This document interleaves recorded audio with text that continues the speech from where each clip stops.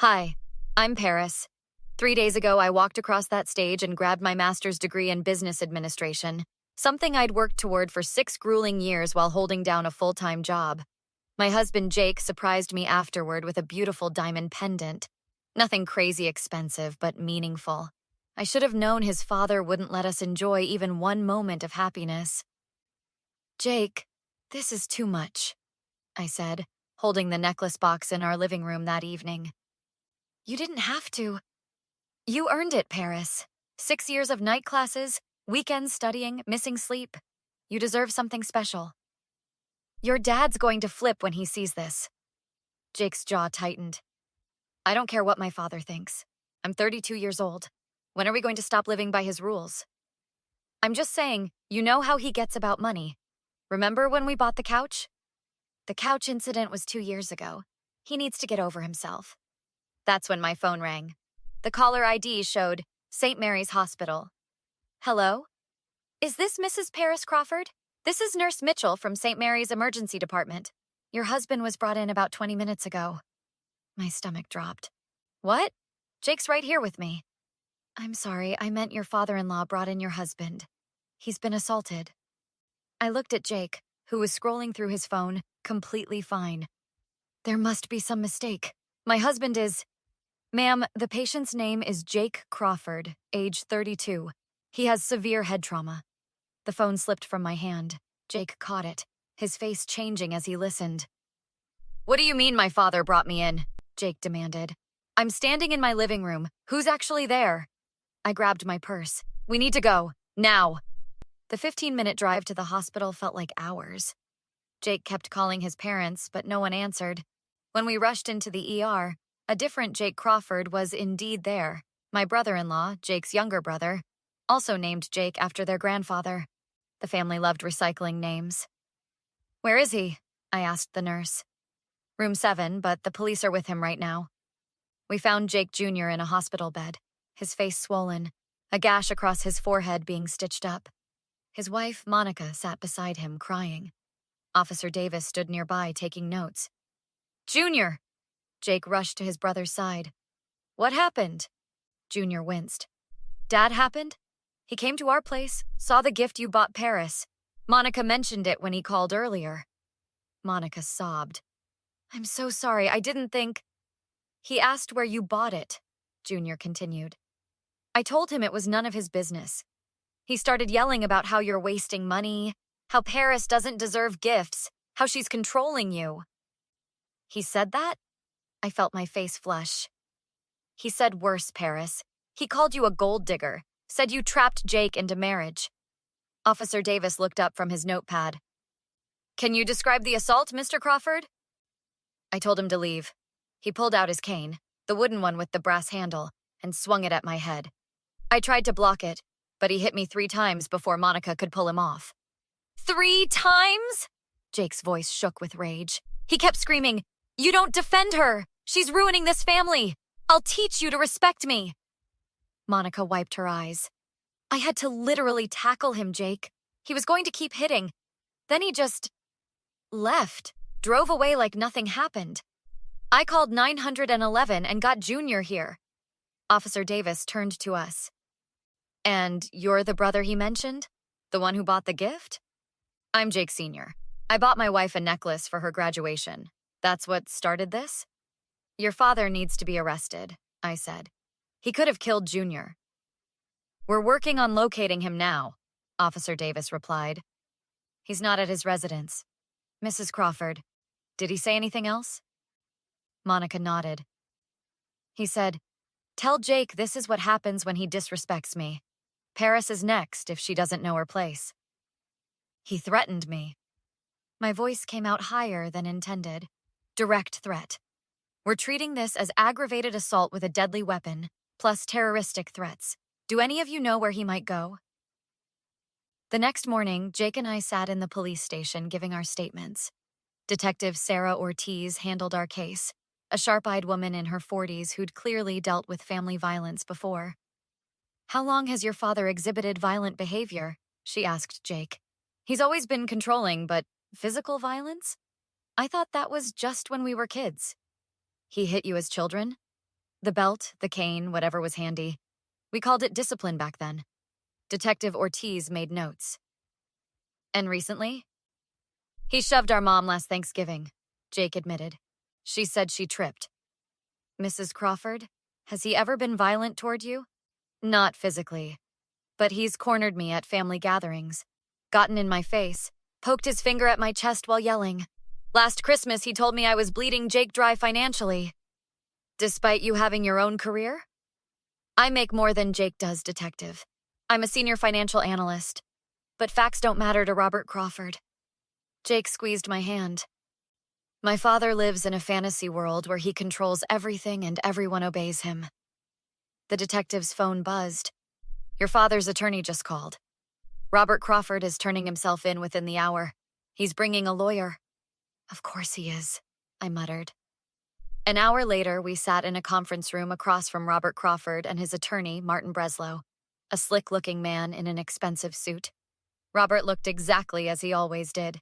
Gray hair, perfectly styled, expensive clothes, that damn brass-handled cane resting against his chair. Robert wants to apologize and make this right, Breslow began. My son disrespected me in my own grandson's home, Robert interrupted. I may have overreacted. You assaulted your son with a weapon, Detective Ortiz cut in. You put him in the hospital. Junior should have minded his business. He is your son. I couldn't help myself. You put him in the hospital because Jake bought me a graduation gift. Robert's eyes narrowed. You. This all started when Jake married you. Before you came along, he was a good son. Obedient. Respectful. Mr. Crawford. Breslow put a hand on his client's arm. We discussed. She's poisoned him against his own family. Making him spend money on useless degrees? Buying jewelry we can't afford? We can afford it, Jake said coldly. Our finances are none of your business. Everything you have, I gave you. That job at my company, the down payment on your house, which I've paid back twice over in unpaid overtime and taking your abuse. Detective Ortiz stood. Gentlemen, this isn't productive. Mr. Breslow, your client is being charged with aggravated assault with a deadly weapon, making terroristic threats, and we're investigating additional charges for the threats made against Mrs. Crawford. My client is willing to seek anger management counseling. Your client is a danger to his family, I said. This ends now. Breslow pulled out a folder. My client is prepared to offer restitution. Medical bills, pain and suffering. We're not taking his money, Jake said firmly.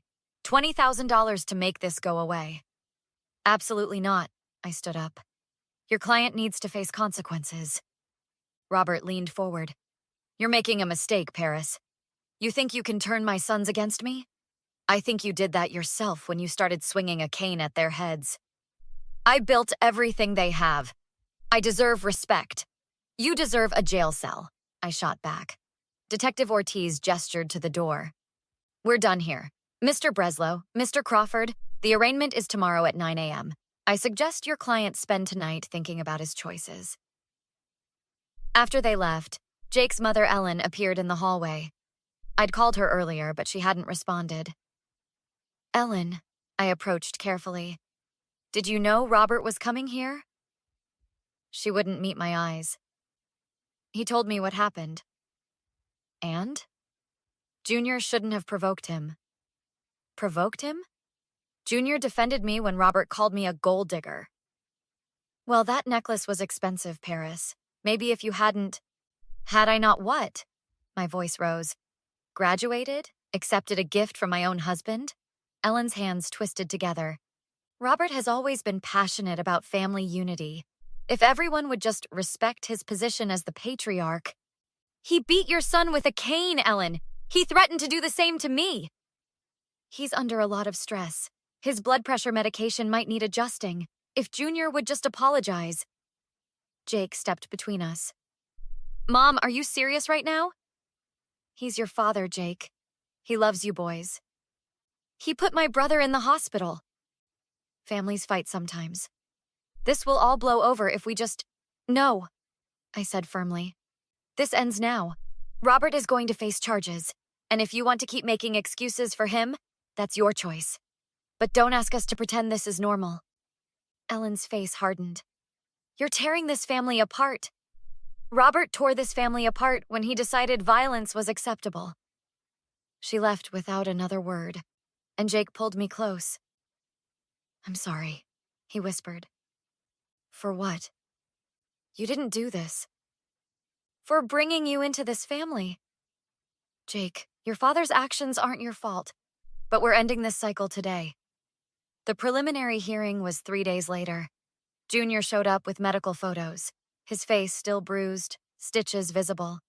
Monica had written a detailed statement.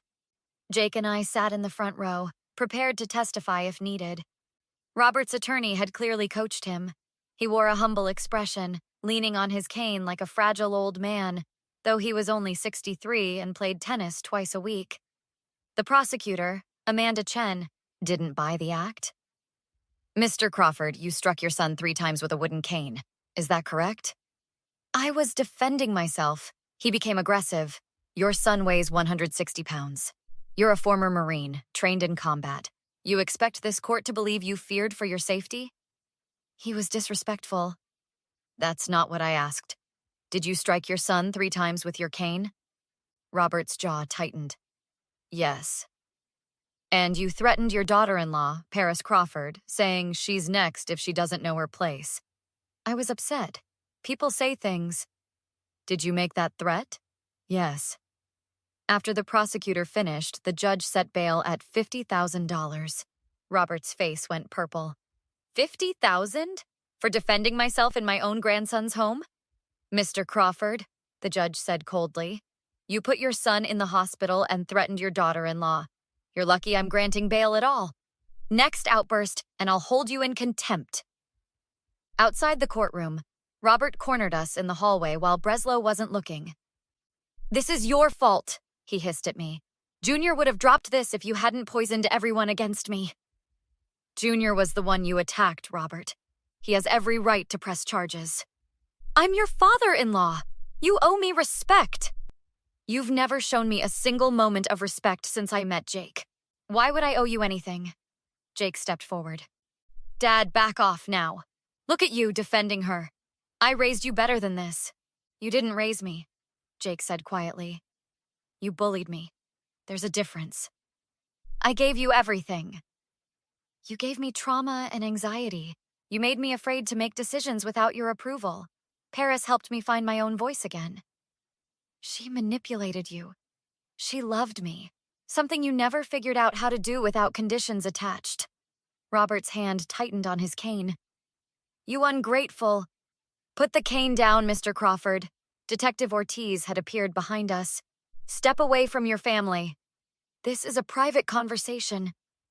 This is witness intimidation. Step back or I'll add charges. Robert's face contorted with rage, but he stepped back. This isn't over, Paris. You think you've won? I'll fight these charges. I'll make sure everyone knows what kind of person you really are. Go ahead, I said calmly. Tell everyone how I got a master's degree and how my husband bought me a necklace. I'm sure that'll make you look great. You're nothing! A nobody who trapped my son. I'm the woman your son chose, and unlike you, I actually treat him with respect and kindness. I want to reconcile. Robert suddenly shifted tactics. As a family, if you'll just convince Junior to drop the charges, we can put this behind us. I'll even apologize properly. No. Paris, I'm offering an olive branch here. I don't want your olive branch. I want you to face consequences for what you did. I'm family. Family doesn't assault each other with weapons. Family doesn't make threats. You're not acting like family. You're acting like a bully who's never been held accountable. Jake nodded. She's right, Dad. For the first time in your life, you're going to face real consequences. After everything I've done for you, you held your generosity over our heads like a weapon. Every gift came with strings attached. Every favor required complete obedience. I'm done living that way. Robert's voice dropped to something dangerous. You're making a terrible mistake. Both of you. Is that another threat, Mr. Crawford? Detective Ortiz moved closer. It's a promise. You think you can destroy me? I'll destroy you first. I'll ruin Jake's career, make sure no one in this town hires Paris, drag your names through the mud. And I'll add witness tampering and more terroristic threats to your charges, Detective Ortiz said, pulling out her phone. Keep talking, please. Robert finally seemed to realize he'd gone too far. Breslow rushed over, having heard the commotion. My client has nothing further to say. He practically dragged Robert away. Jake wrapped his arm around me. You okay? Actually, yes. For the first time since I met your father, I'm not afraid of him anymore. The trial lasted 3 days. Junior testified about the attack, his medical evidence damning. Monica described Robert's rage. The jury took less than 2 hours to convict on all counts. At sentencing, the judge addressed Robert directly. Mr. Crawford, you've shown no remorse. I'm sentencing you to 3 years in prison, followed by 5 years probation with mandatory anger management and a permanent restraining order preventing contact with your sons and their families. Robert shot to his feet. 3 years? For defending my family values? You assaulted your son with a deadly weapon. Bailiff, remove Mr. Crawford. As he was led away, Robert locked eyes with me. This isn't over. Yeah, actually, it is, I said quietly. Outside, Ellen stood at a distance. She'd testified for the defense, claiming Robert had been confused. The jury hadn't believed her. Are you boys satisfied now? She called out. Your father's going to prison because of your pride. Mom, he put Junior in the hospital, Jake said wearily. He threatened Paris. Forgive him! That's what families do. No, I stepped forward. Families protect each other. Your husband was abusive and you enabled it. We're breaking that cycle. You've destroyed this family. Robert destroyed this family every time he raised his hand. We're just refusing to pretend anymore. 6 months later, Jake and I sat in our backyard with Junior and Monica, celebrating my new job as Director of Financial Operations. Jake had left his father's company, finally free. How does it feel? Monica asked. Being completely free of him? Peaceful, I admitted. I don't have to care about his opinions anymore. Junior raised his glass. To Paris for being brave enough to say what we were all thinking. To all of us, I corrected. We stood up to him together. Jake's phone buzzed. A message from Ellen. She wants coffee. Says she's ready to hear our side. After 6 months? Junior scoffed. Pass. Maybe she's finally seeing things clearly, Jake said. Or maybe she wants to guilt you into helping Robert's appeal, I suggested. Either way, I'm not interested. If she wants a relationship, she needs to work on herself first. As the sun set, I felt genuinely happy. Robert had tried to make me feel small and worthless. Now he was in prison and I was free. Not from revenge, but because we'd refused to let abuse continue. What would you have done if your father-in-law attacked your spouse over a graduation gift? Share your thoughts below. Like, comment, and subscribe for more stories about standing up to toxic family members.